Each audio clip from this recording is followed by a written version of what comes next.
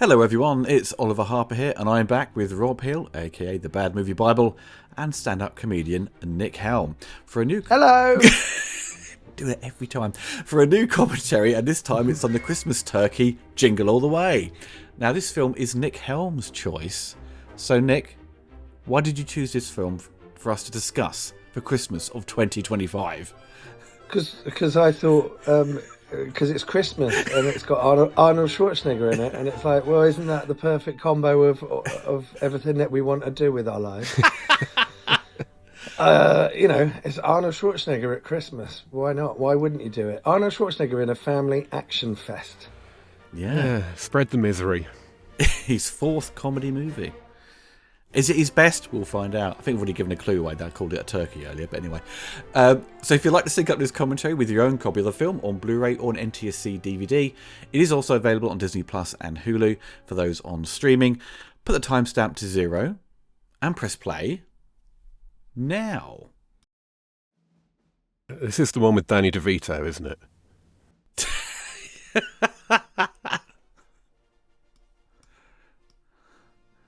Okay.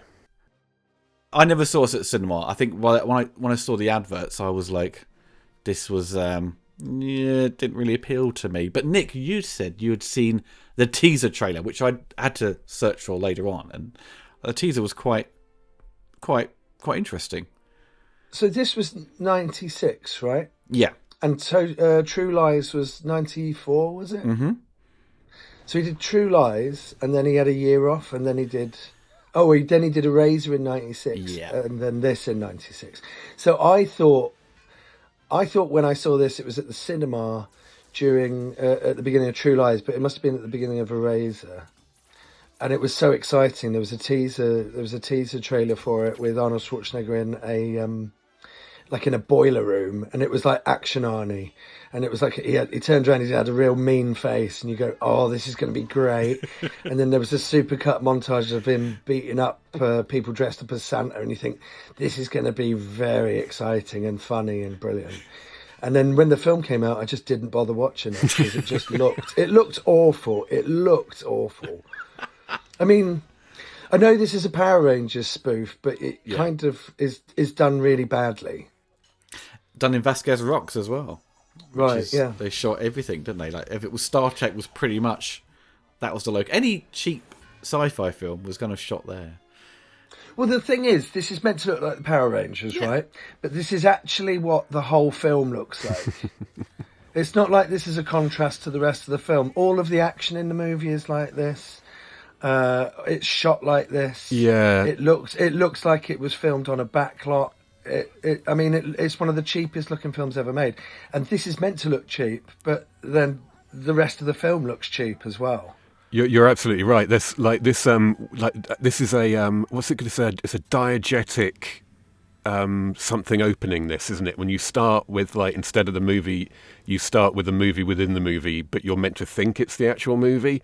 A Galaxy Quest does it, I think. Right. And so does Last Action Hero. But the whole point of that is, there's then meant to be a contrast when you then enter the real world.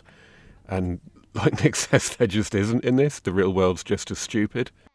Well, the costumes they're wearing on the TV shows, the costumes they wear in the real life. And it's kind of like, I get that, but it still looks cheap, right? You've basically seen everything that you're going to see in the last act, but you've already seen it. Yeah. No, I've got something to say about this. There's that bit right there where she says, oh, well, Dad's probably working, right? And because it's like, oh, Dad's working again. And then it cuts to this office party, which is like, well, Dad should be at the office party drinking, right? So that's what the cut is. And then they do this Christmas party, and then they pan to the office where Dad is actually working. He is working. So they've kind of done this reveal, which is like, Dad's not really working. He's got time for other people, but not his family. And it's like, no, he is actually working really hard to make money for his family. So they set it up like he's going to be this horrible loser, and then it's sort of like, he is a loser, but in a completely different way. Yeah. He's doing the thing that they think he's meant to be doing. He's basically just being a responsible parent. Everyone else at that party, they're not at home with their families either, and they're just dicking about. There's no twist. There's no reveal. It's like Dad's probably working, and then cut to, oh, he is working. And not only is he working, he's working when there's a party going on outside his room. He's basically a hero already. And he's just got a nagging family. Yeah, the wife's clearly the real villain in this, if you ask me. They don't appreciate it. They don't appreciate how hard he's working. Was that his actual signature, Arnold Schwarzenegger? The signs it like, oh, that's it, done. He's immediately out of his depth in terms of acting. He's basically been completely miscast. Yeah, exactly. Yeah, I've got two theories about this film. Right now, in this film, there's references to sexual harassment. There's references to racism. There's references to adultery.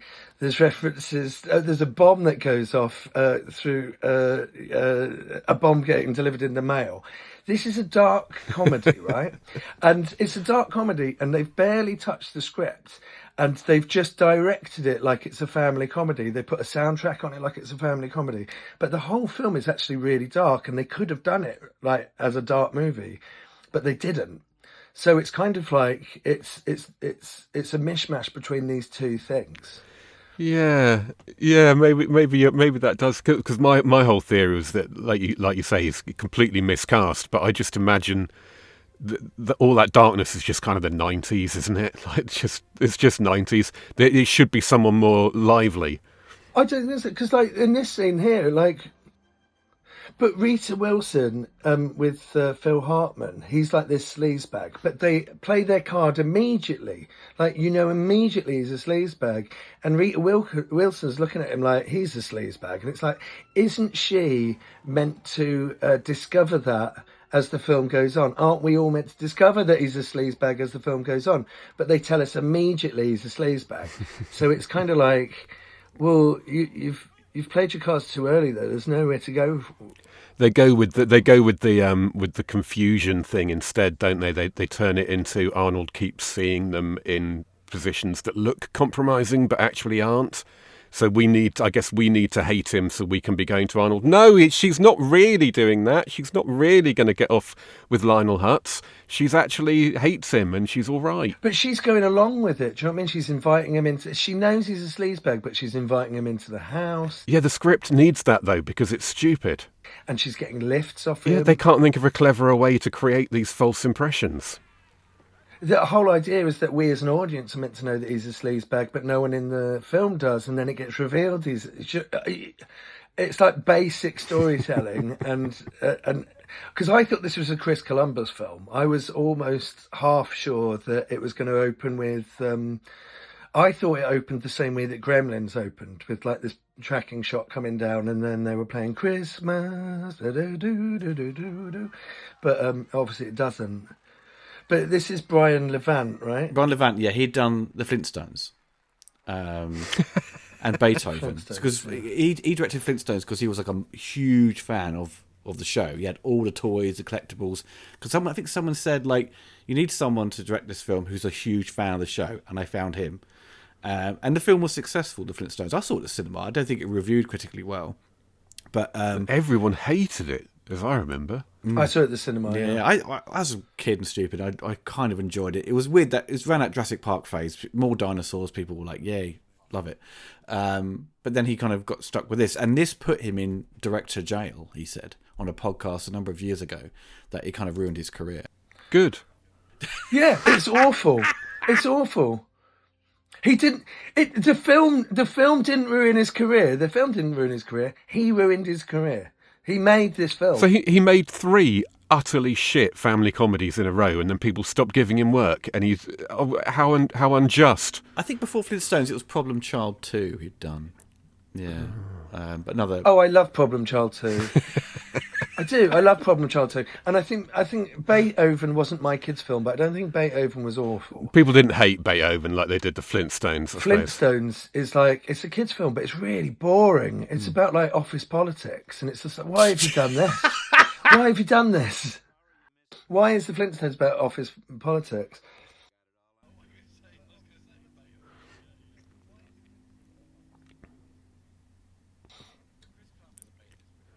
I mean, I think Phil Hartman is incredible. Well, Phil Hartman was the best thing about the movie. Yeah.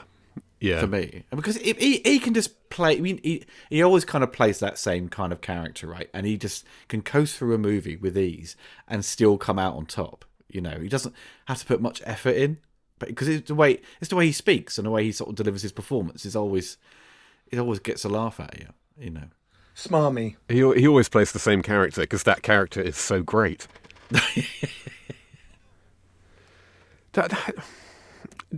This looks like this Turbo Man guy, like in Stuart, our friend Stuart Ashen's office. He's got loads of like bootleg Power Ranger type toys and stuff, and this Turbo Man looks like one of those. It looks like a Chinese knockoff of a proper character. well, the strange thing is, like, the whole movie's around an action figure that everyone was desperate to get. It's the Buzz Lightyear thing, which kind of inspired this movie. But Chris Columbus tried to get Buzz Lightyear for Christmas of '95 and struggled. Every couple of years, there's a big craze in the UK. Teletubbies, Thunderbirds was a big thing in the '90s, and Thunderbirds. Thunderbirds, the Thunderbird base was like everyone wanted that for In Christmas. the 90s, really? Early '90s. You weren't. Thunderbirds all came back again, didn't it? Did it? I was completely unaware of that. Rob, you were probably out of your head at the time. You were unaware what was going on. But I think the Elmo doll came out around this time. That was a speaking Elmo Muppets toy, or Sesame Street, whatever. But the funny thing is, the action figure that came out for this, there was no demand. You know, there was no craze, no one running out to buy it. I think Chris Columbus instead revealed like the main made 200,000. I'm just talking over this bit here, but with Arnie trying to do some sort of kung fu moves is on the list of the cringy moments of Arnold doing stuff in this film. That's where I got to on Monday when I first, because I'd never seen this film before for obvious reasons. And on Monday I thought I'll give it a go before we do it. And that I got to that point, and it was so painful. I couldn't bear it. I just couldn't bear it any longer and turned it off. But then I came back to it, Ollie. I came back to it last night. I thought I'll skip on a bit and wait for, because we know what's going to happen. So once the wheels come off and he's running about like a lunatic, then it might be more entertaining. So I skipped ahead to a point where he was running through a shopping centre shouting at a Santa Claus that he's not a pervert. And that hooked me straight back in. I was totally involved then. That's what I mean. It's a dark film where basically at one point Arnold Schwarzenegger's being accused of being a paedophile, and it's kind of like, but they play it all for laughs. They play it with the music going underneath it, but the action isn't like syncing up with the music. It's just lots of mums hitting him with a handbag as he's walking out of this play ball area. It's mental. So basically, it's been miscast, right? Because it should be an everyman. Yes, yeah, it should be Tom Hanks. Yeah, but it should be like a 12. And it should be an everyman who's going through this really dark time, dealing with kind of like angry postmen and angry police and bomb threats and accusations of being a sexual predator and all of this other stuff, right? And then it's like an everyman doing it. And I think as soon as they cast Arnold Schwarzenegger, they should have rethought it, and it should have been more like True Lies. Exactly, yeah. It's Arnold Schwarzenegger, and he's this action guy, and he's like a secret spy, a super agent, and he's got a rocket pack, and he's got all of this stuff, and then he gets home, and it's like, have you bought his present? And he's like, oh no, I've been saving the world, and I haven't bought my kid a present. And then he has to use his skills as a super spy to get this kid his present, right? Exactly. And then that's what the film is, and it's Arnold Schwarzenegger. But what you don't do, and then as soon as you put Arnold Schwarzenegger in the film, you go, that's the film. But what you don't do is put Arnold Schwarzenegger in a film where he's playing an everyman, not change the script at all, and then put him so far out of his comfort zone in terms of acting. Like every line he delivers is at 11, right? Where in actual fact, if you brought some subtlety to it, it would work a lot better, I think. The comedy is funny when it's shouted in an Austrian accent. Everyone knows that. I couldn't agree more. The only note I wrote about this was this looks like one of those phony AI what if nostalgia trailers. Like, what if Arnold Schwarzenegger had starred in Jingle All The Way instead of Tom Hanks? And then you see a bunch of clips that you could pull straight from this movie, demonstrating why it's such a disaster. It's like Tom Hanks as the Terminator. It makes as much sense as that. It's Meryl Streep is Kurt Sloan in Kickboxer. Just don't do it. It doesn't make sense. But it's the Arnold Schwarzenegger comedy formula, where you take Arnold Schwarzenegger and you put him in a situation that Arnold Schwarzenegger wouldn't be in. Like, it's Arnold Schwarzenegger and he is Danny DeVito's twin brother. It's Arnold Schwarzenegger and he's a kindergarten cop. He's a kindergarten teacher. It's Arnold Schwarzenegger and he's the world's first pregnant man. It's Arnold Schwarzenegger and he's got to buy a Christmas toy for his son. Do you know what I mean? It's like, we get Arnie and we'll do something that's the opposite of what Arnold's famous for. And that'll be the comedy. But you still have to add it up conceptually. So, like in the one with Danny DeVito, like there's a reason why he's this Adonis-like weird character. Same in Kindergarten Cop, isn't he? Like an undercover. Well, obviously he's like. There's just no reason for him to be in this situation, and it doesn't use any of his skills, any of his talents. In actual fact, it barely uses any of his talents. And he's actually got Arnold Schwarzenegger, when he's in an action movie, he's got an amazing sense of humour, and he brings so much charisma to all of his one-liners. But in this film, he's got virtually no charisma. He can't do the comedy. He can do comedy. It's like he's been put in a comedy, so he's playing it comedic. Yeah, exactly. He can do comedy. He just can't do this type of comedy. He like Stallone can't do comedy. Schwarzenegger can do comedy, but not in this film. Yeah, because this was originally, well, it was given to Arnold because Arnie spent a long time with 20th Century Fox developing a Planet of the Apes movie. That had fell through, and they offered him this film. Now, he chose this because, like Chris Columbus, he had that experience of trying to find gifts for his kids at the last minute. You think Arnie has a PA, you just give him a list and go sort that out, you know what I mean? But he's doing this last minute thing. So he thought, okay, that'll be fun to do another comedy thing, you know. And do you think that's what his problem was with this? Was that he was like, oh, I can't get into character, I've never bought a gift before. Do you think that's what the problem was? Yeah, they haven't got a housekeeper for him to have sex with. That'd probably help him get into character. this was leave him alone. This is all shot in Minnesota. I think they said it was like one of the largest film productions they had in that state for a while, or maybe at the time ever. And then the ending was all shot on the back lot, Universal Studios, for their New York set. You know, that's why it looks so cheap. Yeah, well, it looks kind of cheap there. Yeah. Well, it all looks cheap.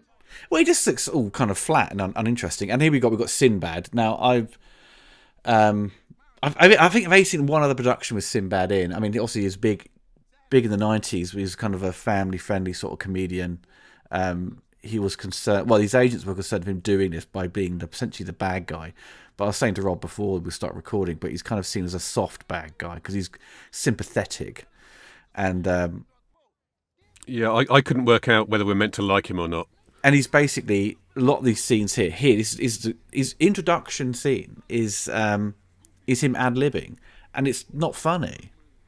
And that's kind of, and that was years later. We see South Park, where they have Sinbad in it, and the only person that finds him funny is Token. You know, that's the whole joke. Is that Sinbad? I remember that. Yeah. Because Sinbad's dressed up in drag or something, you know, just as a woman, and he keeps doing these gags, and Token's the only one who finds him funny and keeps giving him money to keep telling him more jokes. This might be the only Sinbad film I've ever seen, and you know him, he makes the film feel cheap. Yeah, but also Sinbad was in that. Sinbad was in that family comedy with Phil Hartman, wasn't he? It was it House Guest? Oh, he's in Coneheads. He's in Coneheads. He's in The Meteor Man. Meteor Man, yes, kind of a weird film. But he's fine in Coneheads because he's not going over the top. He's not being like that. He's just being a kind of an honest kind of character in it. Because this was originally designed for Joe Pesci to have this role. And that kind of falls in line with Chris Columbus' previous productions. But Chris was supposed to direct this. He wanted to direct it, but because his movie, I think 9 Months, had failed, despite Chris having have a string of successful movies at Fox, they were like, "Oh, I don't know, this 9 months didn't perform well. You can't. We have to find someone else." And they got Brian Levant to do it. Get me the guy who made the Flintstones. Yeah. Get the Flintstones guy on the phone now. Which is crazy, but why would you put Joe Pesci in another Chris Columbus slapstick comedy where he's playing the bad guy? Well, yeah, that's probably why they wanted to change it. But they needed someone who would match Arnie's height, basically. There's a hell of a supporting cast in this, then. That's, what's his name, isn't it? From, I think. Is that the guy from Rick and Morty and Archer? The voice actor. Oh, shit. As you were saying at the beginning, like the beginning when we saw Turbo Man being all silly and over the top, this, when he enters this, everyone's all kind of wacky and weird. Like he's not in some sort of reality. You know, it's all... You wouldn't see that in a Chris Columbus movie, that sort of thing. Even he didn't. I don't think he wrote this. He produced it, I think, right? Or did he write it? Well, it's just all too big. It's all one note, and it's all huge, and you kind of like go. It's at odds with the actual script. It's like they've taken a script. I mean, you could take the exact same script, and you could put. Who could you put in it? You could put. Let's say, for example, you say we were saying earlier it could be a Tom Hanks movie, but it's Tom Hanks. This movie should have been Tom Hanks. But if you can't have Tom Hanks, who would you have? Yeah, but it could also be James Woods, right? Well, you'd think at the time. I think Tim Allen was considered for one sort. I think maybe another part in this. I think maybe instead of what's his name, Phil Hartman, they were going to have Tim Allen instead, which is kind of similar performance you'd probably get out of both of them. But Tim Allen would be good in the main role. Yeah, because he just, and this time he would do Galaxy Quest a couple of years later, which he was brilliant in. And, you're getting the guy who voices Buzz Lightyear to do this guy who's got to find his action figure. That's basically a rip-off of Buzz Lightyear. Look at Arnie there when he sees in the view mirror. He's like this. It's such everything that's just happened in that store, I'm so glad I can't hear it. It just looks horrendous. It's awful. There's going to be people listening to this who grew up with Jingle All The Way. I know. I'm worried about what our friend Chris might think. You're going to be very annoyed. See, I'd be more interested in those action figures you saw there. There's a montage of X-Men. You've got Micro Machines. That's better than bloody Turbo Man. I think when Nick had mentioned this as a suggestion the other week, and I was like, because Nick was like, I don't particularly like this film. But there's a certain generation thing. I think if you're born in the 80s, you grew up with Arnold as the Terminator, this is kind of seen as quite offensive, kind of a bit heartbroken seeing this guy who was this ultimate action hero of the 80s, beating the shit out of the Predator, is now after an action figure and not being particularly kind of good in any way. And but if you grew up in the 90s and this was kind of your Christmas movie, I can understand why you kind of like it. Because it's got the Power Rangers element to it as well. Well, yeah, nostalgia gives this a free pass. But like, if you're our age, then it's like, just as we were old enough to go and see the Arnold Schwarzenegger films that we grew up with at the cinema, he started making kids' films that we weren't interested in. And it was like, this and Batman and Robin, and I wasn't interested in seeing those films. And this, I mean, I think what I'm trying to say is that the script is aimed at an older, darker audience, but they filmed it like a film for like preschoolers.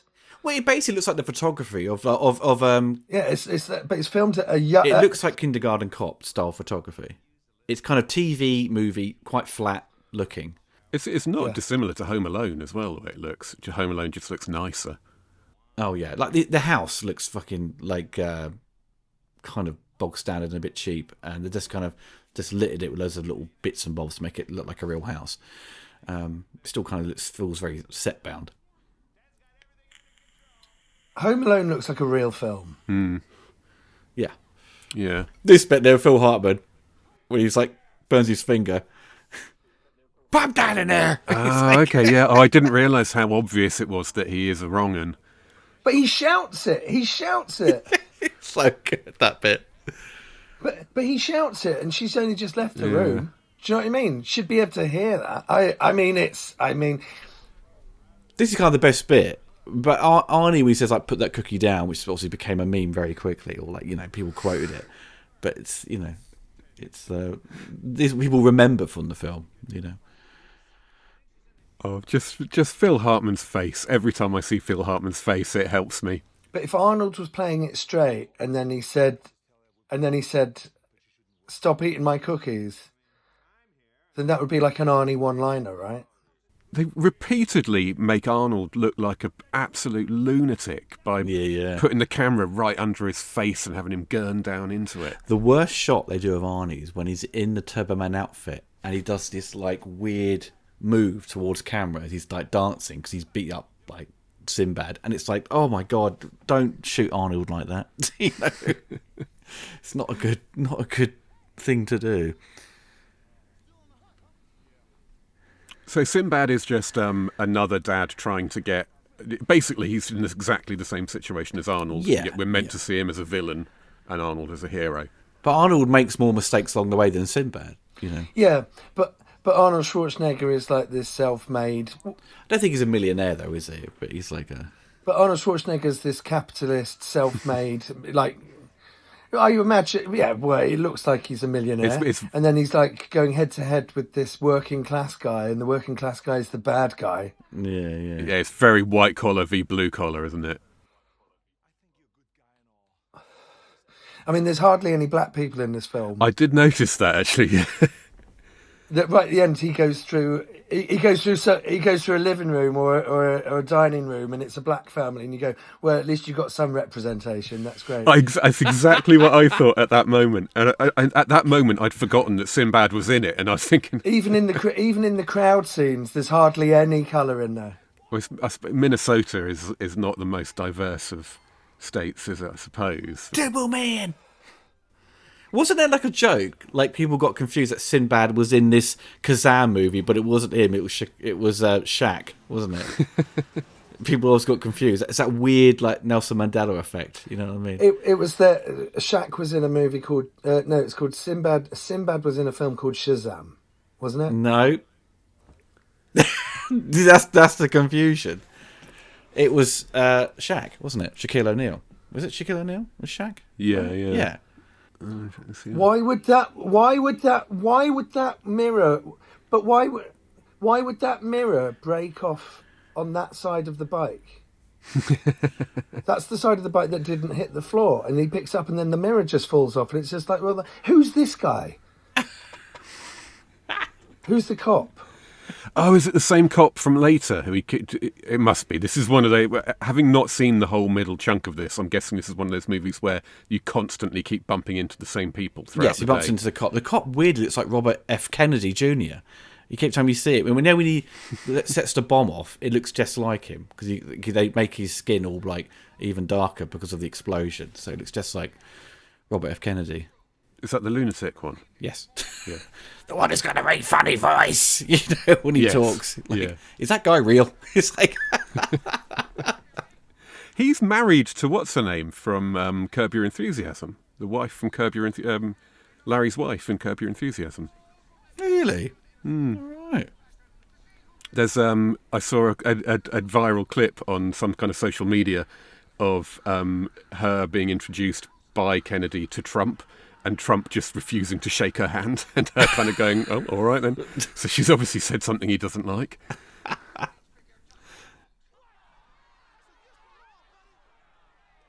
Now, this bit coming up is really weird. You know the little ball he's got to get? And that girl, you see a girl in a pram, but the girl is way too big to be in a pram. You see it in a minute. It is really weird. It's like... It could be a super lazy kid, you know. This looks like an advert for a Sony Bravia television. Oh, God. It's like watching Black Friday, isn't it? Where people stealing these, like, or fighting over these ginormous 4K TVs by a shit brand, you know.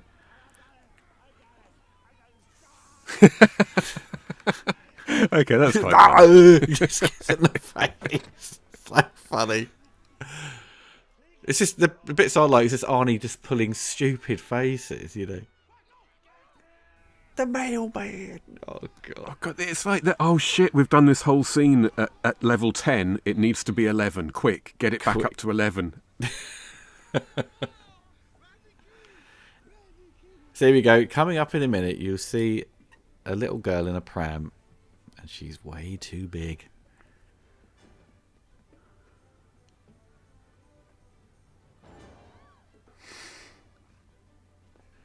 Like even the score to the film is done by David Newman, amazing composer, but he's basically just been told to kind of do what John Williams did with Home Alone, and take some of the Christmas kind of music you're kind of very familiar with and just kind of orchestrate them. Yeah, and another thing I noticed is just how much or how many horrible reimaginings of famous Christmas songs there are, like really noxious covers that make you want to be sick.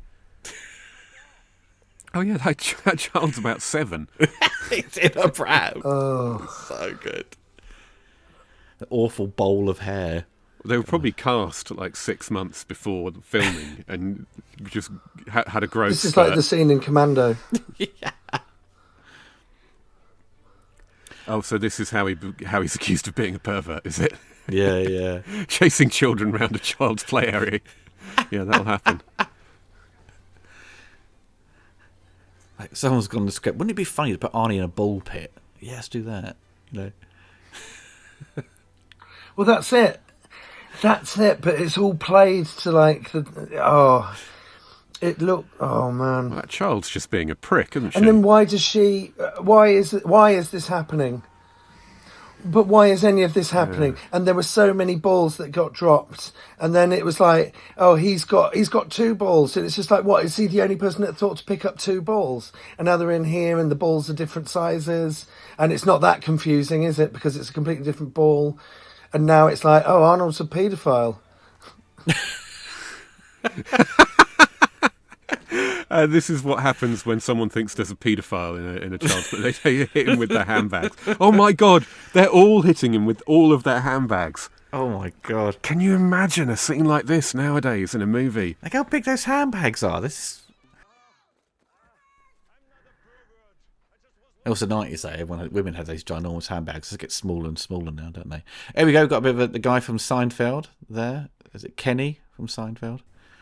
The little person. This is where I came in, I think. And you got Jim Belushi. Yeah. Returning from... Red Heat. And his cameo in Last Action Hero. I mentioned this earlier, there are so many like supporting stars in this. Robert Conrad, Martin Mull, Jake Lloyd's obviously in it, Jim Belushi. Oh, we haven't mentioned Jake Lloyd, have we? Harvey Korman, Richard Moll. Well, let's leave him alone. Leave Jake alone! Leave him alone! Was it something that you did, Ollie, where I watched it about Last Action Hero, and at the end, when you have all the cameos, you have is it John Belushi, and you have Chevy Chase and Jean-Claude Van Damme, and you're kind of like thinking, these are the guys that are coming to the premiere of Jack Slater 4. And it was basically, on the day, Arnold Schwarzenegger was just trying to organise all of his mates that were available to do the cameo scene at the end. And those were the only people that were available. I just found it amusing that some of the cameos from actors there, the only thing they did that year was Last Action Hero. What I found kind of amusing. Like Belushi, it's like it's on Chevy Chase's IMDb. yeah, it's the only thing, yeah, for that year. So Jim Belushi's a bit of a Christmas icon then when it comes to cameos, thanks to Trading Places. Love his cameo in that. What other ones has he been in then? Yeah, well, let's have a... I'm guessing that's probably going to be about it. Red Heat's kind of a Christmas movie. It's got snow in it. Snow in it. We got Mini-Me turning up soon, haven't we? With the battle in the warehouse. Vern Troyer. Yeah. Is it actually Vern Troyer? I think it is, yeah. Didn't recognise him. You can kind of see his kind of eyes and stuff when he's got the cuts to a close up with him, obviously, with the Father Christmas beard on. I presume, because don't they have nunchucks coming up here? Wouldn't this have been... Well, we wouldn't know, would we? No, we would have been butchered in the BBFC cut for the UK, so this whole fight scene would have been a lot shorter. I do quite like the idea of like a cult of sinister Santas working out of some like shithole, just trying to con people. There you go. There's many. The but because this came out in '96, yeah, because they hadn't changed the rules yet. So if this came out in '99, it would have had the nunchucks in still, I think.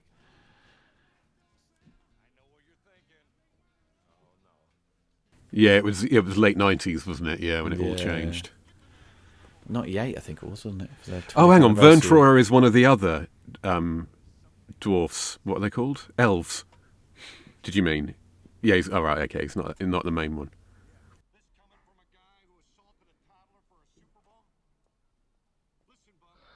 But they use this scene in the trailer quite heavily, and it's kind of like, oh, it's a scene where where action hero Arnold Schwarzenegger is going to beat up a whole room full of people dressed as Santa, and you think that's a funny idea. That's a funny idea. It's just it's executed in the worst possible way.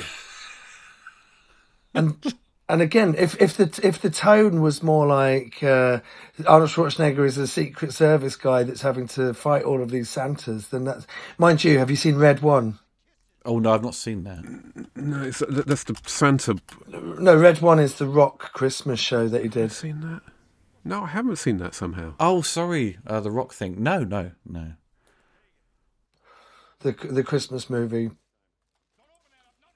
Red One. It came out last year. It was pretty bad. It was the big Dwayne Johnson Christmas movie, and that's a weird film because everything in the film is silly and fantastical and weird, but they play it all dead straight to the point where there's no fun in it. It's not a fun movie. It's just really straight and kind of serious.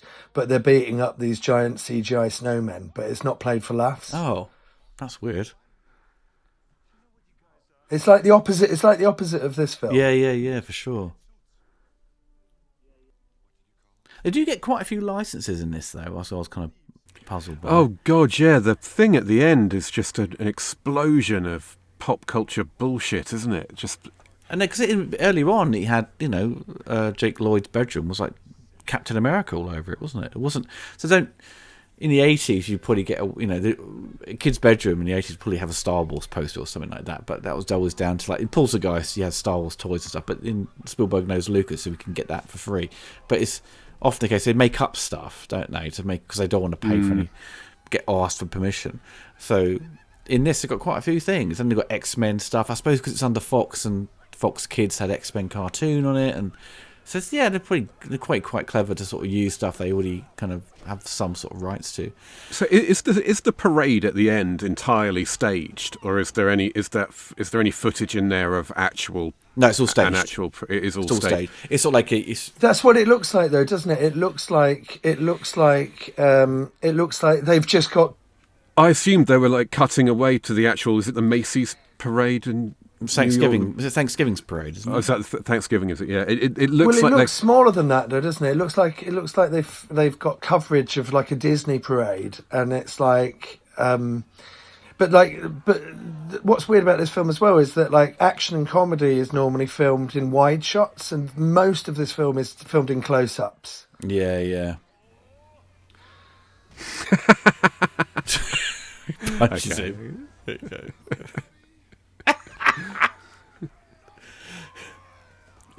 Well, that guy's a wrestler, isn't it? So the guy he beats up, sort of wrestling connection going on, and it's basically just becomes bundled, doesn't it? And it's so good if I just went, yeah, just like threw them all off, It's so good. That's kind of what you want to see. You don't want to get Arnold just stamped on, do you? Yeah, like in is it Total Recall where he does that? Yeah. You blabbed about Mars. What the fuck is going on? Okay, I'm quite ashamed of how much I'm laughing at this scene. And one big license they've got is Crayola. Yes, that's what made me think it must be a real parade that they've got insert shots of or something, because that just looked so much like this shooting the rodeo, you know, just like. Well, that's good direction. It fooled you, Rob, didn't it? But only because it looked so cheap and horrible. It looked like someone was just literally running about with like a 16mm camera, no tripod, no. To be crappy, and like with their efforts, it'll cut to like TV broadcast 4:3 footage, then back to widescreen, then 4:3 if they were that shitty. Yeah, but it is shitty. It looks like they were like going, is there a parade on today, and that we can kind of like sneak up and film? Well, it's literally a whole parade controlled at the back lot of Universal Studios. Yeah, and down a 20-foot strip of street. They run out of space. They have to reset it and do it again. You know what I mean? But it also none of the angles look like it's deliberate. It's kind of like, if you've got that much control over it, then why would you film it? And it has like one that? black family living on the entire street. Yeah, one black family living on the entire street, and when the parade is going on, they're sat like what in the not watching the parade. They're having dinner. That really annoyed me as well. That stupid little thing, but like the running out of petrol trope in a crisis. That's really shit. It's really, you'd think of something better. Also, you run out of petrol, you're driving an SUV, you leave the SUV there and walk to the diner, or you push the SUV to a petrol station. You don't push the SUV to the diner where there also isn't any petrol. It's like it's just really little things like that. Just give it a bit of thought and. It's like, take it to an extreme, you know, like have the car like get destroyed or something like that. But it's trying to be like this really sweet family comedy, you know, this really sweet family Christmas comedy. But the whole thing is about buying presents and getting presents and fucking over each other so that you can get presents for your kids. Fuck their kids, not literally, but you get to, you know, you get to buy presents for your own kids, and as long as your kids are fine, then it doesn't matter about anyone else's kids. And it's just this horrible message that they've got in this film. It's extremely materialistic, isn't it? That's the thing. Yeah, it's materialistic, but they're trying to make it like it's this really sweet family comedy, but it's not really. It's really cynical. And it's all the leverage at play here is all guilt that they're loading onto Arnold because he's busy trying to earn a fucking living. It's not. I hate this thing of because the kid will only forgive him if he buys him a toy. Yeah, but also like your dad's out doing his fucking job to pay for Christmas. Why are you having a strop because he's not coming to the Christmas party with you? He's not at the Christmas party. He's not even at his own Christmas party because he's working so hard. And you're trying to frame it like he's this horrible guy, but he's just like this absolute idiot that hasn't. He's put his working life before his family life. That's the whole thing. But that's the worst thing you can say about him. Is that he feels such a responsibility to earn for his family that he's because he desperately wants to make his kid happy. This is such a common trope in especially American family movies, that the idea that the father must be punished for not being there for the child when he's just doing what dads are meant to fucking do and earn a living. Well, it's like so many films have that cliche where the father is late for their recital for the play. It's like in Hook, Robin Williams is late for his son's baseball game. In this, he's late for his son's karate demonstration, which is like, okay, it's not a panto thing the kids have put on. He's doing karate. I was like, okay, fine, you know. Which for some reason in that school, everyone's parents have to come and watch a handful of kids. They're all being forced given... to watch, aren't they? You know. Yeah. If you want to make him, you know, if you want a dynamic, then you make him late because he's at a pub getting like in The Simpsons. The perfect example of this, when Homer doesn't get the read to Lisa in time, it's because he was getting pissed, not because he was busy working. So basically, you've got to start the character on a lowdown, haven't you? So, you know, then work him up, you know. Yeah, you want to cut to, well, Dad's probably working really hard tonight. And then you cut to Dad drinking champagne, being sleazy with one of the staff members, and then sleazing the secretary, exactly. Yeah. Yeah, and then it's all about him realizing the importance of family or whatever it is. But he's got to climb. He's got to be able to climb from somewhere. You know, he's got to learn something, but he doesn't really learn anything. Right at the beginning, he learns he's in trouble. and then he obviously loves his kid because he spends the whole movie trying to get the kid his toy. So he realizes immediately the mistake he's made, and then he spends the whole film trying to rectify it. You know. Exactly. This scene should be later on in... I don't understand the point of this, because all it does is make us like Sinbad, and the point is he's meant to be the antagonist. So, what this scene should be doing is this down-to-earth blue-collar guy should be saying things that make uptight white-collar guy who's lost sight of the importance of his family, he should be saying stuff to make him realise the importance of his family. That's the point of this scene. But it has to continue on the stretch of, I have to get this toy.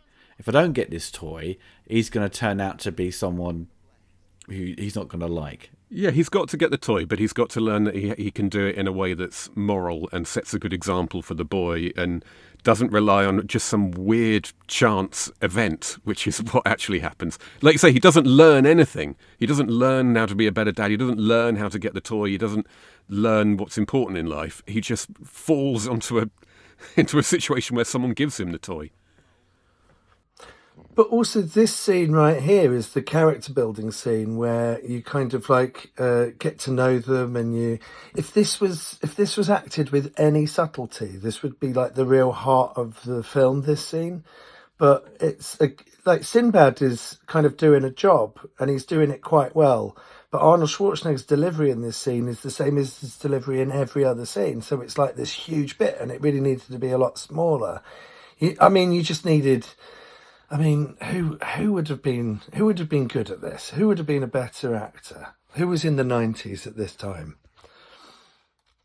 If we can't have Tom Hanks, There's be Tim Allen, that sort of comedy type role. But who else? Downey Jr. Maybe. You need someone with a bit of edge to it. Yeah. Downey Jr. could really play this role. He would be so good in this role. He'll be good. Yeah. Michael J. Fox would be good. No, you need someone with some dark edge to them. Too young, but... Too young? What, in 1996? In the 90s, I think, maybe. Well, yeah. Like a James Woods. Well, he's only 10 years older than Marty McFly at that point. He needs to be... He did The Frighteners at this point, in 96, which is a brilliant film. But I'm not sure whether he was old enough or not. I'm not sure he'd have looked convincingly old enough to have a child of that age. Is he too short? He might blend in with the kids. Or the elves. Yeah, who else could have... Dean Cain. Here we go. He's done plenty of those bloody Hallmark Christmas films where all the covers look the fucking same. What green and red poster design should it be this time, Let's have a red background with a green jumper. Well, the next one's going to be a red jumper with a green background. And just alternate. I presume that was to place that inspired Lucas for Attack of the Clones. That diner. Yes.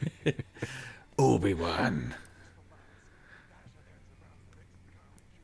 I guess also Sinbad hasn't made any attempts to deliver the mail. Is he actually a mailman? He's just like stolen it from someone. Robin Williams. Yeah, Robin Williams would have done a really good job with this. Because he's the king of sentimental stuff. So. Jim Carrey, even. Maybe a bit young still. No. Yeah, it's kind of like Liar Liar, right? Yeah, That's true, yeah. I mean, it's the same as Liar Liar. Yeah, I think if you want to go comedy, then you've got Robin Williams. If you want to... It would have been better with Adam Sandler in this role, Or do you know what? Martin Lawrence would have done a good job in this. Yeah.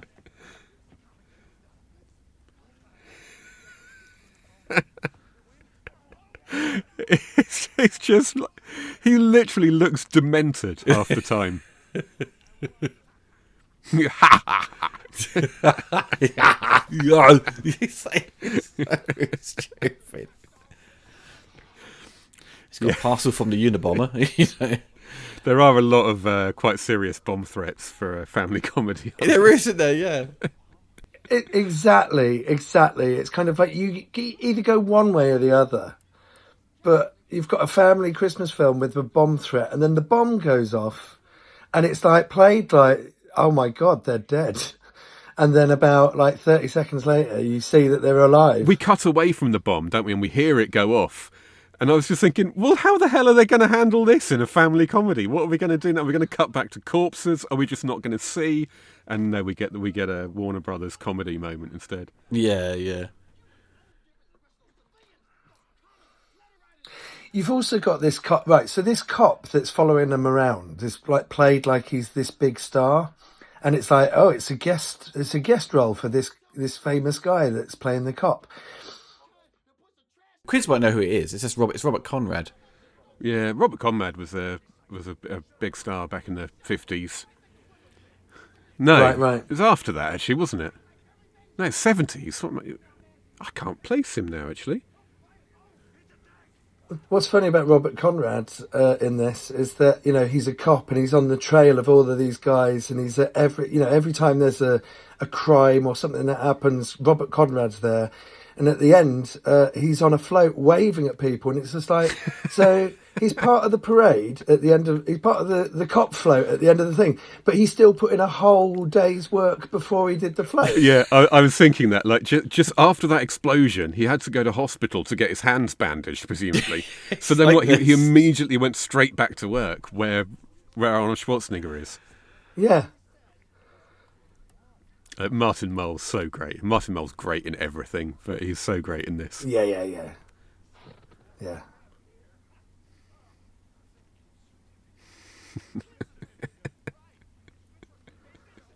Well, he used to be in Roseanne with John Goodman, and John Goodman was in the Flintstones, and so obviously Brian Levant is a massive Roseanne fan. I'd completely forgotten he used to be in. I used to love Roseanne back in the day. I used to love it. Was Friday Night Telly. Yeah, I think of him most as Colonel Mustard in Clue. Oh yeah! Oh god, I watched that again recently. That was brilliant. And he was in Mrs. Doubtfire as well with Robin Williams, who would have been a great alternative to. Who's he in Mrs. Doubtfire? God, I can't remember now. He's not the one she's. Hang on, let me have a look.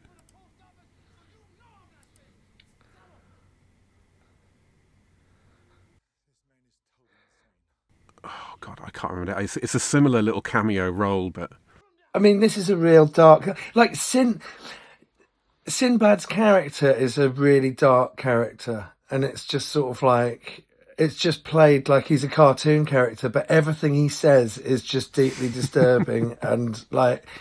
It's lit like he's in a family comedy, but everything he's saying is like, "Oh no, I'm a postal worker, and I'm being pushed to my limits." And it's kind of like, "Oh wow, all right, you go in there, are you?" it is very 90s, isn't it? As well as the fact that it's clearly just a different, meant to have a different vibe. This stuff did work its way into a lot of 90s movies. They were very dark, and I think the problem with this is that. It's miscast and it's badly directed. yeah.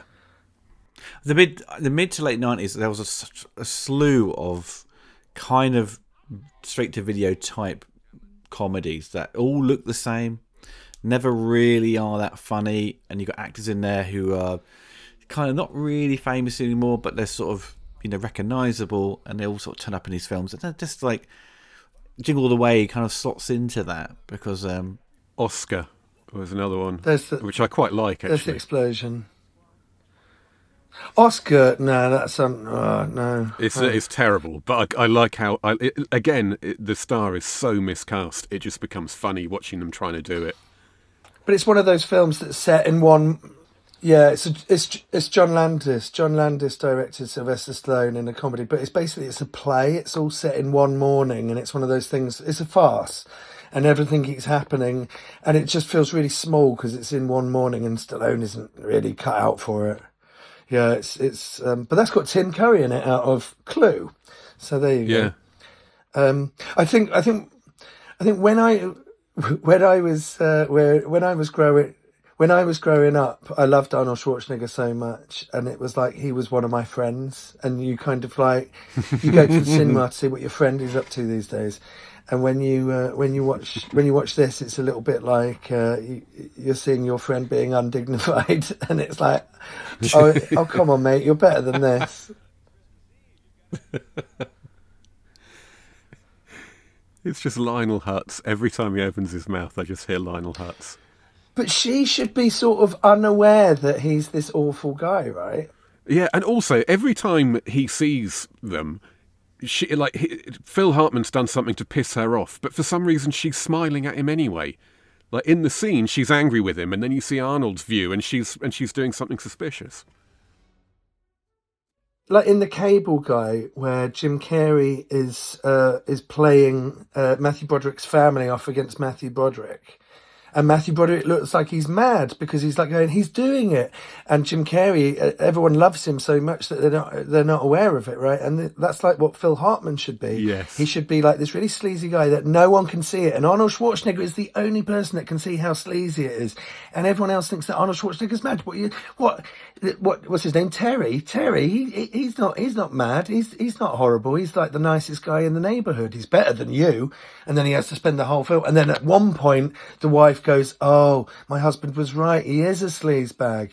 But she knows it, so why is she letting him in the house and doing all of that stuff? Why is she letting him near their Christmas tree? Why is she letting him near the ornaments? Why is she letting him near the cookies? He's a sleazebag. She knows it. She knew him. She knew it right from the very first scene. Why is this scene Exactly. happening? And if she's defending him all the time, saying, no, he's not a sleazebag, it feeds into the idea that she might have an affair with him. Exactly. And everything looks like it's innocent. To everyone else, except for when Arnold Schwarzenegger looks through the window and he's like, "Oh no," and then Phil Hartman looks out the window and sees him and gives him a wink, and it's like Phil Hartman is torturing Arnold Schwarzenegger. But that's not what they do. Everyone is aware of all of the information, but they still play it like they I mean, come on, he stole the toy from next door. How's he supposed to surprise his kid with a present when it's literally got Turbo Man rapping on it? You know what I mean? What's the, it's no surprise. But also, big surprise. Imagine if Turbo Man wasn't in there. Yeah, it was a Barbie. Because obviously once they discover that, Arnold has stolen the gift, she then starts whatever pre-notional thought she had about Phil Hartman's character being a sleaze. She doesn't care anymore. She gets in the car, they go to the parade, but then he attempts to, flirt with her, and she, pushes him away. So it's kind of her character is a bit misleading. You know what I mean? She's not. It's like a lot of underwritten characters in ill thought out films. She's whatever the movie needs her to be at every given moment. I don't like this either. There's no he's realised this is wrong, because apparently he didn't realise that before. But nothing has happened to make him to trigger that change of perspective. Nothing's.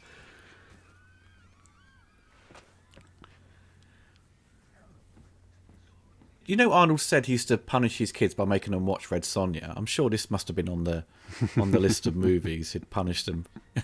I like Red Sonja as well. I like Red Sonja. But that scene with the fire and everything like that should really be like the scene in Naked Gun when he sets fire to Ricardo Montalban's house. Yeah, definitely.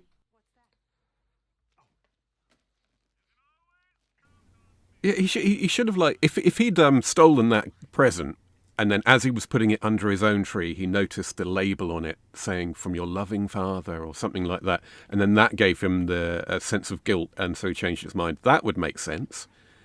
Well, he does see it, and he says, "Oh, what am I that doing?" what actually happens? I just didn't notice. Yeah, he does do that. Well, because he's standing outside, and he just kind of suddenly changes his mind. Yeah, because he sees the label. Yeah. Oh, is that? Did you see the label there? Yeah, he's like, "What have I done?" I do love because he was in Commando, his daughter's called Jenny, and this is called Jamie. So it's just like name Arnold to sort of shout out quite easily. Yeah, what can Arnold pronounce?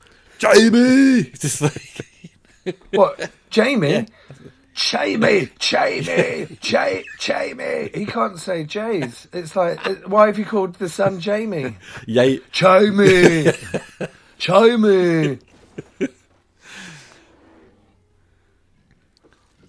I must say, actually, the effects on the reindeer, they're pretty good because of close-ups. But he does, again, he like Conan, he punches an animal. Yeah, but and he's already punched a cardboard cutout. That bit when he goes, "You picked the wrong day," and then he punches the reindeer. Yeah.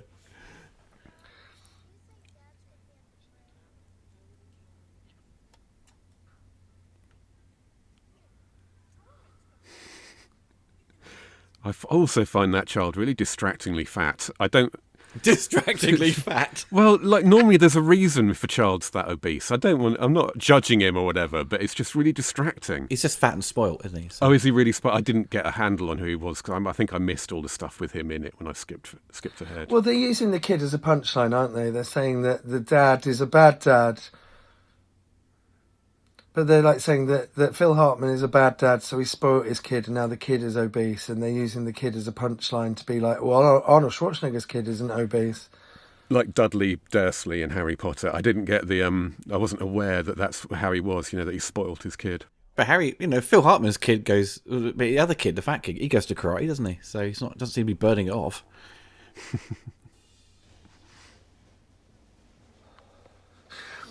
Well, it's not the kid's fault.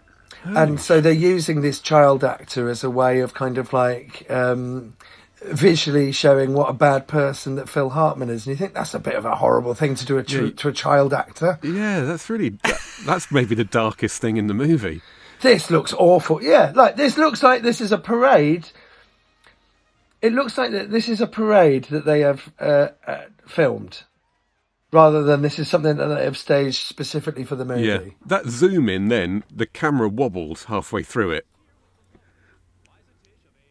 Yeah. Yeah, I'm really distracted by the darkness of casting that child and basically telling him your only worth is an example of what an irresponsible father can do to a child. That's what you are. That's what we see when we see you.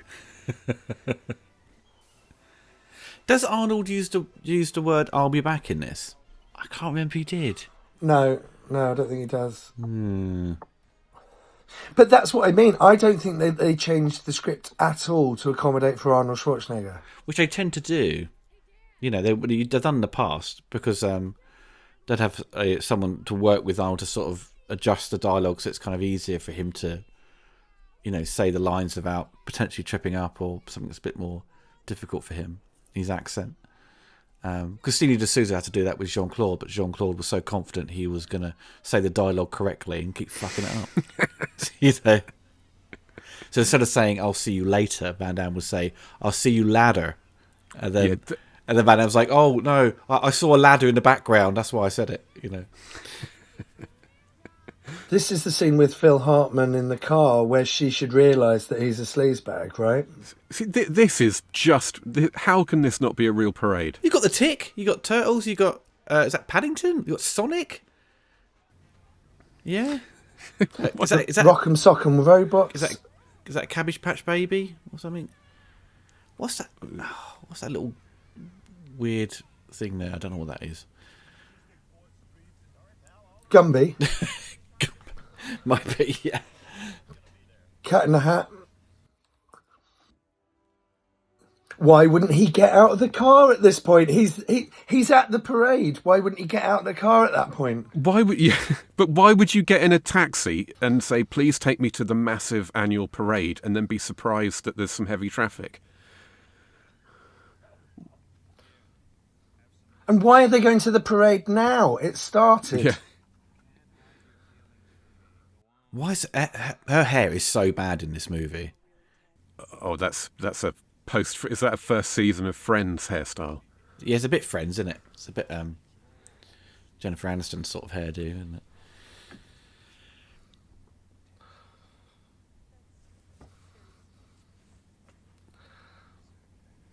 But this is the bit, right? And it's just like, "Oh no, you're awful. I'm getting out of the car." Well, he basically says, "Oh, you deserve better." He's a sex pest, but it's in a kids' film. Yay! This is a PG, right? Must be a PG, yeah, because you can't have a kids' film and it'd be 12 or something at the time. Well, but it feels like it's a 12 that's been directed like a U.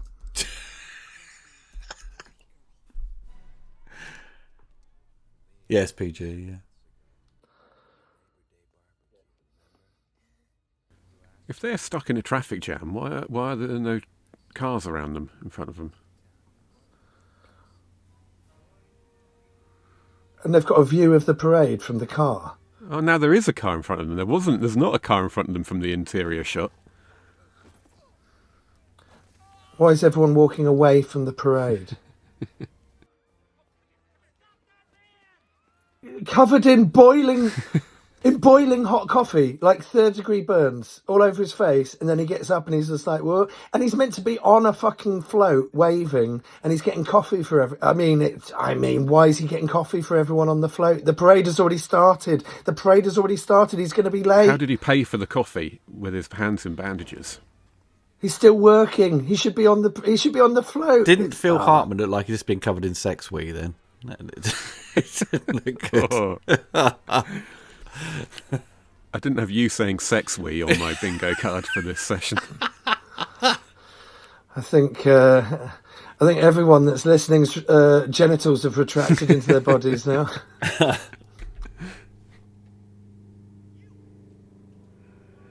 Oh, I tell you, this movie reminds me of Three Ninjas, High Noon at Mega Mountain. Oh my god! It's got a lot of the same kind of things, and there's exactly the same scene in that movie where someone gets confused for the person, and for some reason just doesn't say, "I'm not him." They're just bamboozled into why just I'm not him. It's easy. Yeah. And they kind of hide the fact because it's like a POV, isn't it, of Arnie's kind of view, so you don't see what they're putting the suit on him. Yeah, but we already know what's happening. We know what's going on. And if he was like a super spy, he'd know how to use all this technology, and then the whole film would come back together again. It'd be like he's using his skills and then it'd be like, "Dad, how did you know how to do all that?" And he goes, "Well, if I told you, I'd have to kill you, son." Do you know what I mean? That'd be He'd be like, "My name's James Bond." James Bond.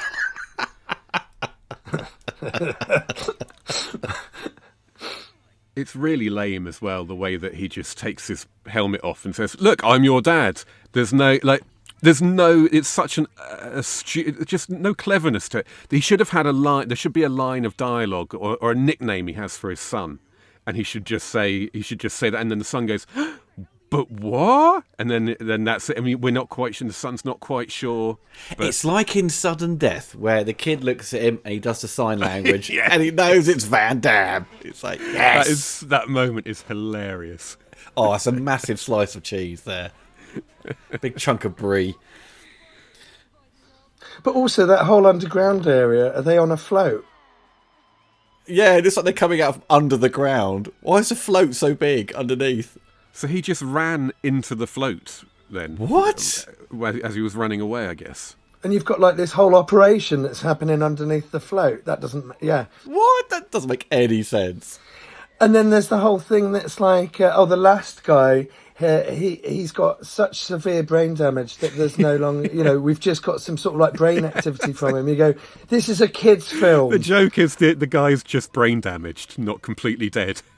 The joke is the guy is in a coma because he's been mangled up so badly from this suit. Isn't like the guy playing Booster some sort of Poundland Gilbert Godfrey like type character? He's from, isn't he Booger from Revenge of the Nerds? Is he? Oh, he just sounds the same. His voice,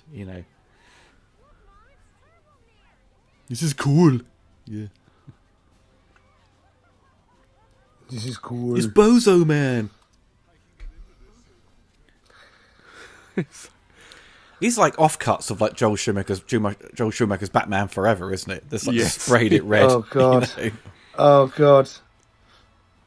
He must have slimmed down a bit, because normally people that muscular, it's a nightmare putting them in a costume like that, isn't it? But he doesn't look that big, even though he's in a muscle suit.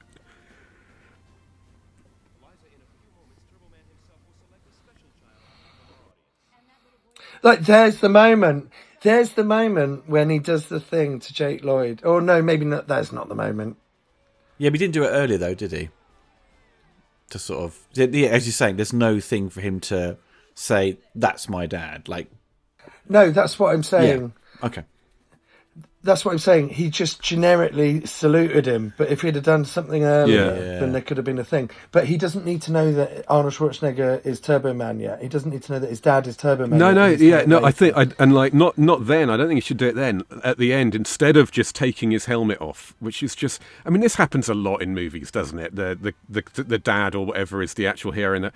They never just take their helmet off and go, "It's me." There's always something cleverer that happens, and that's all he does. The cops parade thing is a guy on a trampoline. I know. Why is there a You see, Doing trampoline? So somersaults. stupidly, when I was watching this, I thought, well, the only thing I know about this movie is Arnold is going to end up flying around above this. Oh, we've just seen a float with a trampoline. Obviously, Arnold's life is going to be saved by him crashing into the tramp. But no, there's just no reason. It's just a policeman on a trampoline. Oh, it's an acrobat. It's an acrobat on a trampoline in a police outfit. Maybe that's a thing in Minnesota. Maybe the police are known for their trampolining. It's the police academy float, isn't it? And now he's found his son in the whole crowd, and he is using his powers as a dad to give favouritism to his son in front of all of these other kids. It's gross. It's gross. And then the son doesn't even appreciate it.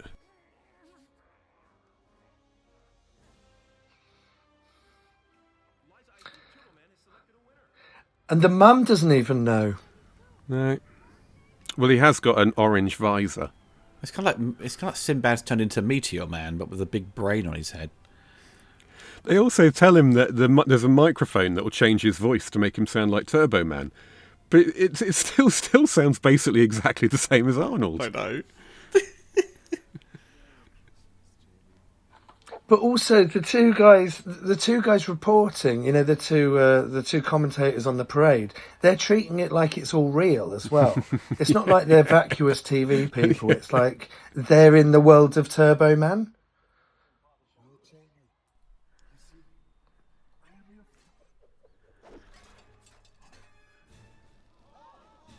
His voice sounds so weird. It's like Robocop's voice when it goes all wrong, you know. Yeah, they've just added like a vague synthetic sound to it, haven't they? Demented. That's quite funny. This feels like the 3 o'clock stunt show at Universal, you know? Yeah. In fact, that's exactly what it is in High Noon at Mega Mountain. It's a stunt show that they put on there, and it feels and looks exactly like this.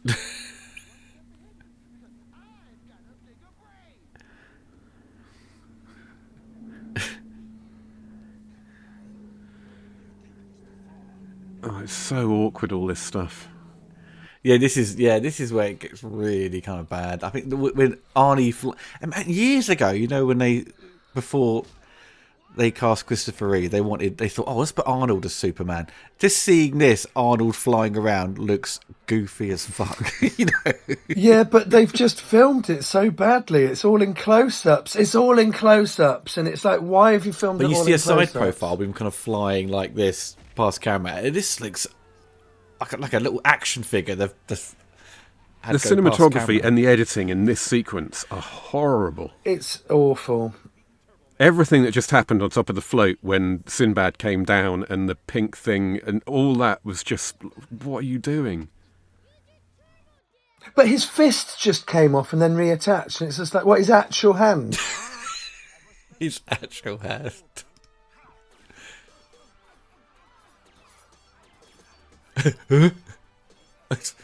Oh my god, he's using the I Come in Peace Matthias Hughes weapon, firing CDs or something, or like gold Pringles. I don't know, what is he doing? Like crinkle cut. He accidentally decapitates his own son.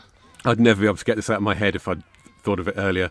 Arnold is suddenly really reminding me of the Arnold from those Japanese energy drink adverts. Yeah. From the, do you remember that? You know those? You must have seen them on YouTube. It's just Arnold gurning down at the camera, making crazy noises with day-glow outfits on. And if you look at now, the guy who photographed this also photographed Clue, which looks fantastic. He photographed Beethoven. He did loads of comedy films. He did the FX too. See No Evil, Hear No Evil. Oh, I love that. Pee-wee's Big Adventures. Yeah, National Lampoon's Vacation. I mean, this you know, He shot just- Pee Wee's Big Adventure. Yeah, yeah. Which Pee Wee? Big Top Pee Wee? No, the first one. The first one looks The beautiful. Tim Burton film, yeah. The cinematographer? Run, Anakin. Victor Kemper, yeah. Go, Annie, go! Go, Annie. Whoa, look at him go! It's like... Storm's coming, Annie.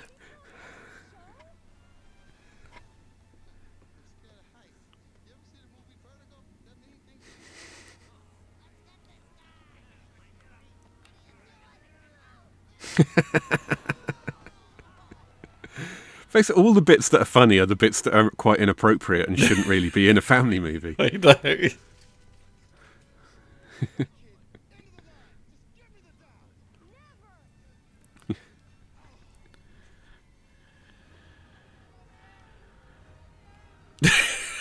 Annie!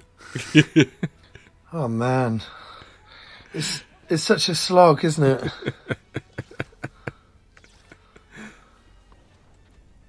And there's still 15 minutes to go.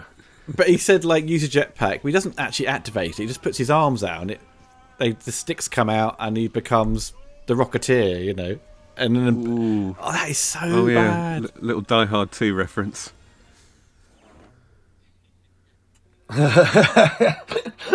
Yeah, right.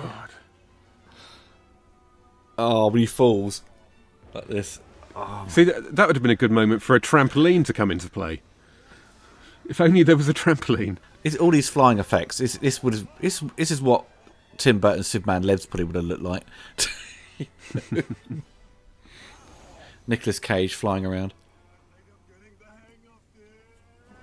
with these type of effects. Nicolas Cage would have been good at this.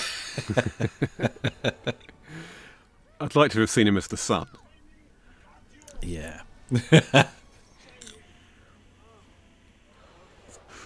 Jamie!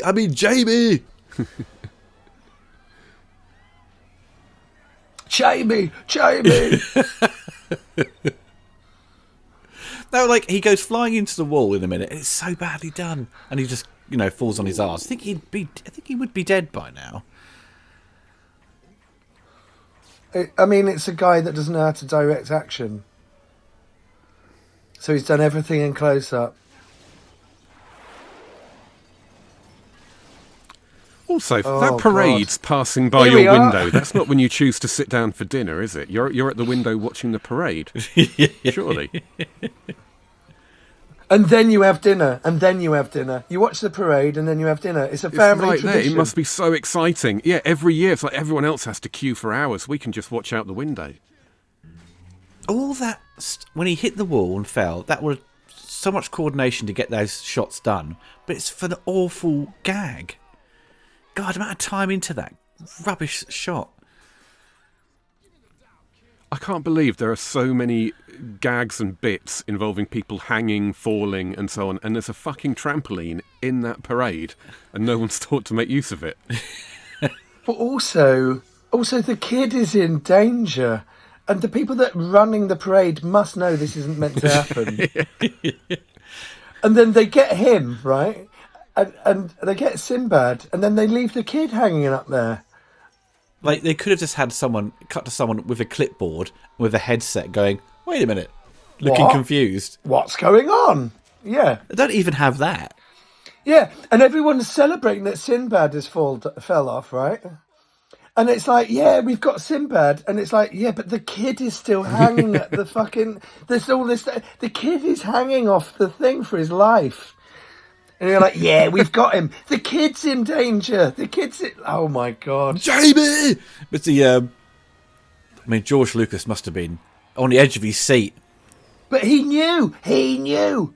Oh, my God. He's got to be in my movie. This kid's got everything. You just picture him slamming the movie off, picking up the phone to Rick McCallum. We found Annie. We found Annie. Stop the press. Yeah, we found Annie. We found Annie. Cut to Phil Hartman playing Anakin Skywalker. What this wanted was Phil that'd Hartman have to been say, awesome.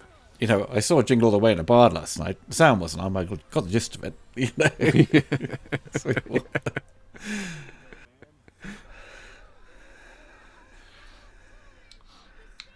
And the whole thing is like, my dad is better than your dad. That's what it's all about.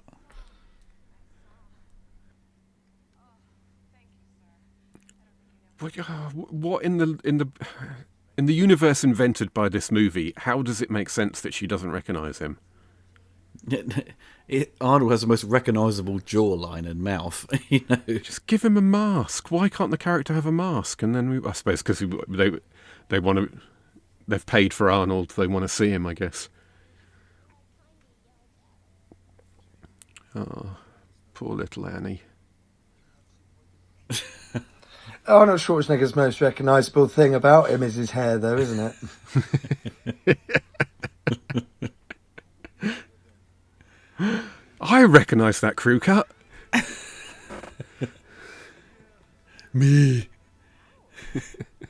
Howard? It's like, fucking hell. Your hair. Why is he called Howard? Change his name from Howard. I didn't know that. He's really called Howard. I love this bit, Phil Hartman.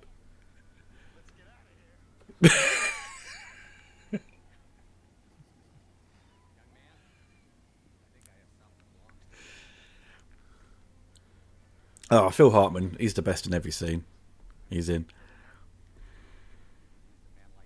Got your ginormous toy. I thought he'd just be a normal action figure, but it's a big toy, isn't it? It's a special edition. It's a special edition Turbo Man figure. Oh, okay, it's a bit bigger. Something's wrong with my Malibu, Stacey. My spider sense is tingling. Anyone call for a web slinger? It's like... But at the end, he's like, I love you. I love my family. And it's just like, well, that was never in doubt. You've just spent the whole film doing this because you love your family. That's not that's not a lesson. You haven't learned anything. See, the kid's the only one with a good moral compass at the end, wasn't it? Or something they're trying to show. It wasn't about the toy, it's about family, blah, blah, blah. But the film doesn't deserve what it's trying to achieve.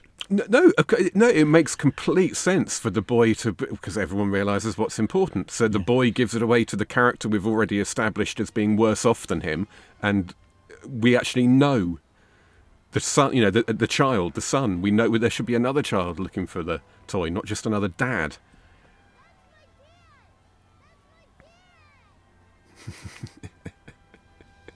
And then this is the end. The end is the reward for Arnold Schwarzenegger at the end is everyone thinks he's a hero and they carry him off away from his family. Technically, he's stolen that costume. I don't need my family. I'm a hero. Yay! The end. Oh, it's the end. Amazing. But also, this film does have a sequence after the credits. Yeah, where Thanos turns up. Yeah.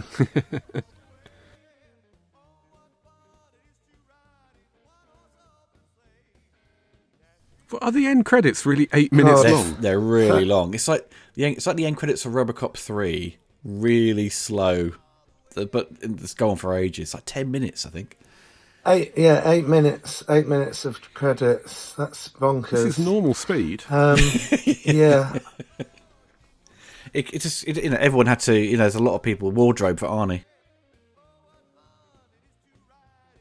If you grew up with this, if you grew up with this, then this is your Christmas film. Fantastic, that's brilliant. But I think that is nostalgia, isn't it? Yeah, no, there are better options out there. It's not a good film, obviously, but it's not as offensive as I was expecting it to be. Certainly not based on the first 10 minutes. Once it settles down and Arnold's just running about like an idiot, every now and again he's quite funny, deliberately or otherwise. And it's not. Yeah, I think the tone is wrong. They've got the tone is off, and it's miscast, and it looks awful. But imagine if it didn't have that tone and it didn't have Arnold in the lead, it would have absolutely nothing going for it, because those two things are kind of what makes it appealing, because they're just so wrong. I think that you could. No, I think that there's a good film. I think you could remake every single scene of this better. Yeah. That's not a good assessment for a movie, is it? if it's your film, then that's absolutely great. But for me, I find it relentlessly, offensively crap. The guy who designed Turboman and the other things was Tim Flattery. He'd done loads of superhero films, pretty much from like The Incredible Hulk onwards. So he's the guy, sort of, you know. He's that concept art though. So yeah, designing stuff like that. So I sort of the name sort of rang a bell there, you know. How do you feel about it, Ollie? I think on paper, this is like a really kind of cool idea for a Christmas movie, right? And I think the intent behind it was kind of like, okay, let's kind of capture that sort of high energy for rushing out to buy the number one toy for Christmas. But as you guys have pointed out, you know, it's miscast and the tone is all wrong. You can get away with some of the sort of flat photography because comedies of that time are like that.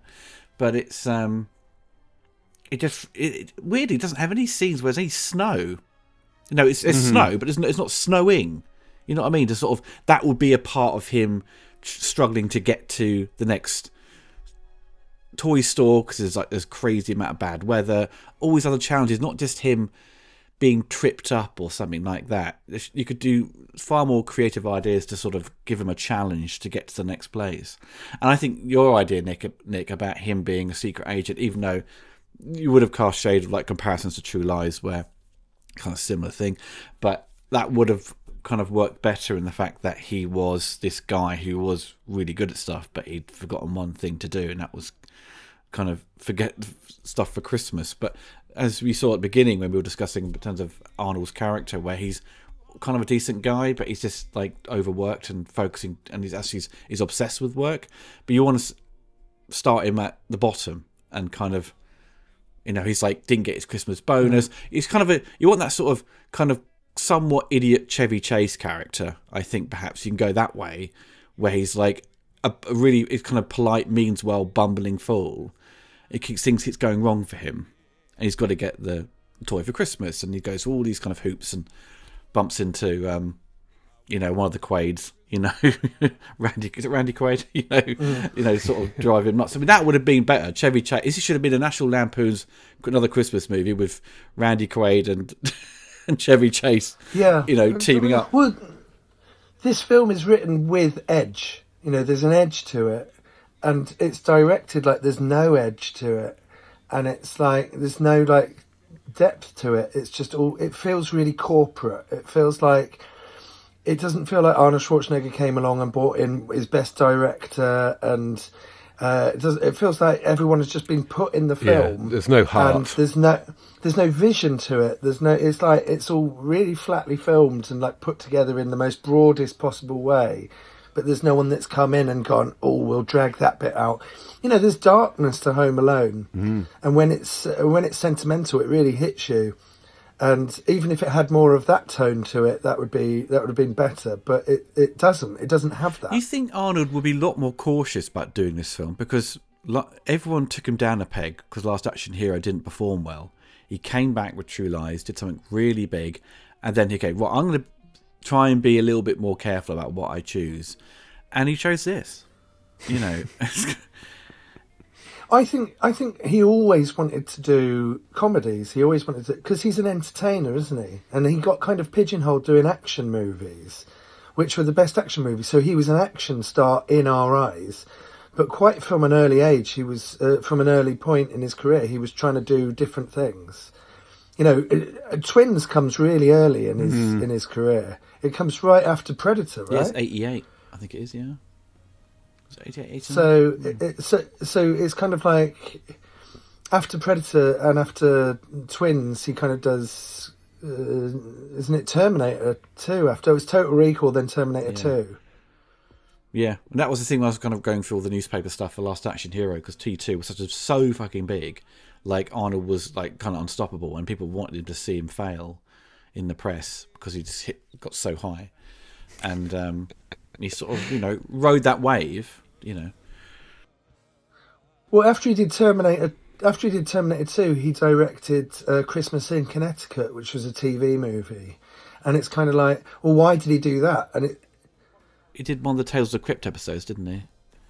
Yeah, maybe. But then when you look at it as part of his bigger career, he's obviously gone, right, I'm going to learn how to direct so that I can see it from the director's point. I don't think he wanted to be a director. I think he wanted to learn more about the filmmaking process. Yeah, yeah. And then his big comeback after Terminator 2 was Last Action Hero.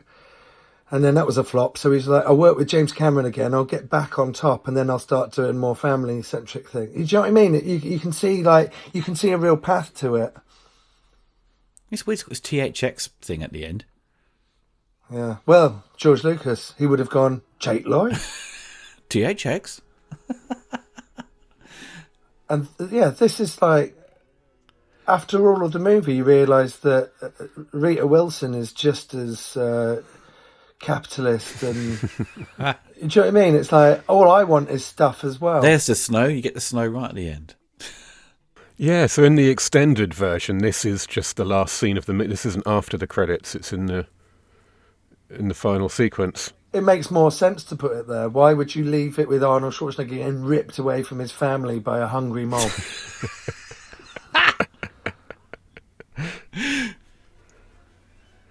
Oh, worst casting ever. Well, John Wayne once played Genghis Khan, I suppose. There is that. I think one of the problems with this is I get second-hand embarrassment watching it.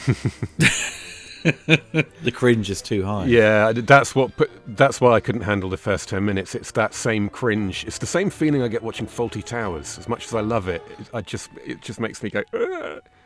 Well, I can't. That thing's like The Office. I can't watch The Office because it's so embarrassing. You know, it's really good comedy. Oh wow! But I just can't.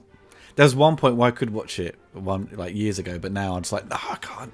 You have to get a pillow in front of your face. I can't see this. You know, it's too much. But anyway, folks, I hope you enjoyed the commentary.